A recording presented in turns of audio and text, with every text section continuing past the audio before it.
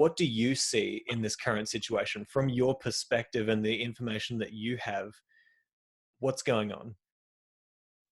Well, when I spoke on MAR, which was 2 weeks ago, they reran it last week. We were just a day, really, literally a day into the idea of social distancing. This phrase that has now swept the planet and has become part of our lexicon going forward in the future. So at that stage, we were still mostly afraid of the disease itself only. We hadn't been thrown into this massive uncertainty about life itself and normalcy itself, and this social isolation and disruption of normal rhythms and interference with our economic well-being. That is all new subsequent to that. So let me start with the fears that got us all going briefly, and then describe to your question where I see things now.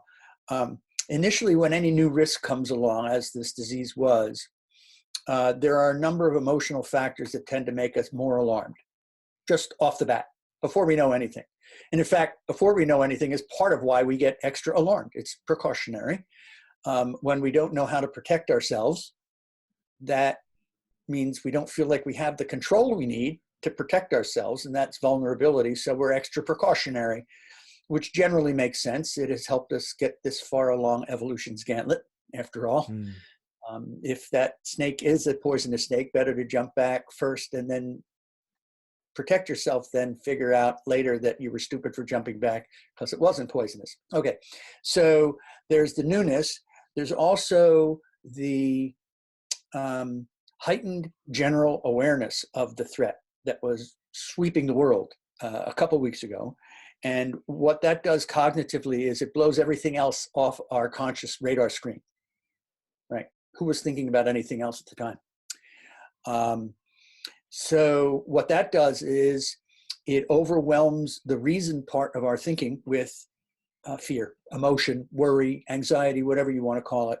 The healthy brain is wired such that emotions easily overwhelm reason.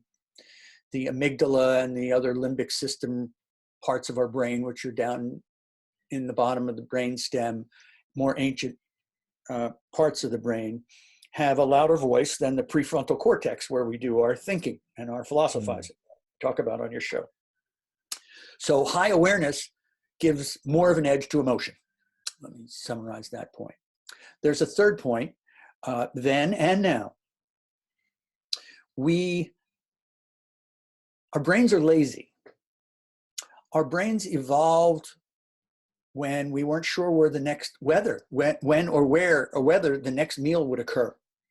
And the brain right now, as you and I are talking, consumes 25% of our calories, as much as. So not being sure when the next load of calories was going to be available, our brain figured out evolved ways to cut corners, to jump to conclusions, to take a few facts and turn them into our perceptions on which we act. Well, we still do that. And in this social media era, as never before, we are bombarded with information from largely trusted sources, because those are the ones we've picked to be our feeders, our aggregators. And we grab that information and go. We don't check it out. We don't think. So that lazy brain, as other people call it, Daniel Kahneman and other people call it, exacerbates the voice of emotion further, right? The reason part has less of a say because it takes more effort to do that. It's easy to just go, yeah, I heard. Okay. So those are the things that really got us started, most of them. Actually, there's one other element that I should add because it's part of our response now. So we have never been through this in modern human history, in its specifics. But in its generalities, we have. Not in our modern social media age, but only a few years ago, we went through SARS, and a few years before that, MERS, and Ebola started spreading out of African countries. We have previously experienced, oh my God, is this going to be 1918 again? Is this the new pandemic? The thing that we've been warned about is coming. And there's a truism about how cognition works that's relevant there. It's called the availability heuristic. Heuristic being an academic term for mental shortcuts. The Okay. brain has learned that when a memory comes screaming out of memory into consciousness, faster and louder as fear memories do, to pay more attention to it. Well, we have learned to be afraid of here comes the next pandemic. So while this is different in its details, we do have a memory of this kind of fear adding to the alarm of what's going on now. So that catches us up to where we were. And then now in the last week or two, we've added in a couple other profound psychological factors, I think, as I read the literature. So the first one is the massive uncertainty of what's going to happen. It was uncertainty about the disease itself. Now it's an uncertainty about life itself. Our jobs, our relationships, our school, our retirements, our everything, in addition to our health. So on top of all the other alarms that are still ringing, we have what the hell is going to happen with normalcy?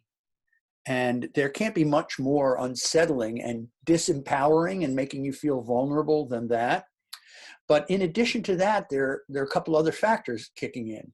One is the anxiety of social isolation. So yes, here we are talking online, but that's not the same as if I were there or you here. We are socially isolated. We're stuck in our little abodes and physically separated, save for our little walks in the afternoon. Social animals don't like that. Social animals need social contact for the reassurance that I'm still part of a tribe that can help protect me, that it's still out there. Yeah. And isolation alone, just being alone, has been shown repeatedly to raise anxiety and contribute to a depressed immune system and elevated heart rate and so forth. So these are additional elements on top of all the other emotional garbage. But here comes the good news, saved for last. We are demonstrating an unprecedented amount of social altruism. We see the examples of people who aren't socially distancing and staying inside and flaunting it and whatnot. We also see that most of those people are badly stigmatized, shamed, because most of society is showing the social altruism of I'm going to stay inside not only for my own health, but for the greater common good. And people who violate that are shunned. And literally, that is part of our instinctive self-protection process, right? So mostly evolutionary psychology says that we prefer kin selection. We sacrifice resources that we're not going to get back in favor of getting our own genes passed on, right? Our own kin, right? Yeah. But, and in academia, that seems to be the chief thinking. But there are a lot of people, myself included, who believe that we're also socially altruistic in the name of our own protection. Because a world that works that way, that I'll jump on the grenade for my fellow soldiers, means that when it's a grenade over there and there's another guy closer, he'll jump on it from me. Yeah. And that increases my chances too. That is adaptive behavior. And so the unprecedented circumstance of all being threatened by this, all, I mean globally all, set aside every other group identity that we normally have.